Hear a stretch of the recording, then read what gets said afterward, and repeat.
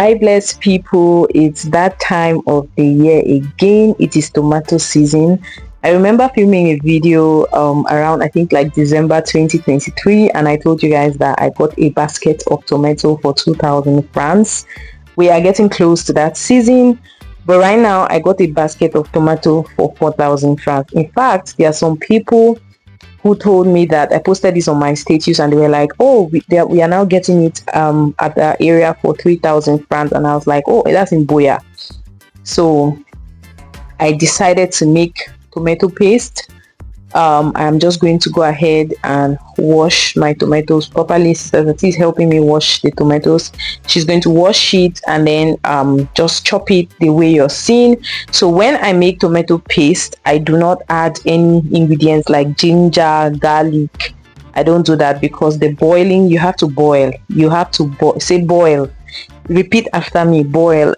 You have to boil for really long, for at least like, depending on the heat of your fire, but you're going to be boiling for more than 3 hours. It's going to be a process because you want to boil it until it gets dry. I've heard people say, oh, they have different methods of doing it. You could put it in your oven, you could do this, you could do that, but I always stick with this one, especially when I have like a large quantity to make. I just blend and put it on the fire, make sure the fire is hot, cover it for like the first 1 hour of cooking, or maybe 30 minutes, 45 minutes of cooking, and then open it throughout the rest so that all the water can evaporate, and I will be left with a thick, smooth, red tomato paste. So Sister Tati just kept on cutting. Now let's keep to the part where it is blended. So one of the things to do is also to not allow them blend it very soft.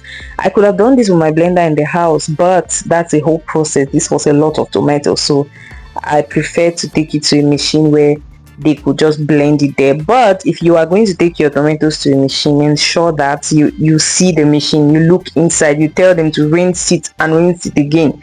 If not, you're going to blend your tomatoes and you come back home and realize that you have just blended tomatoes and actual spices, because they blend all kinds of things in those machines.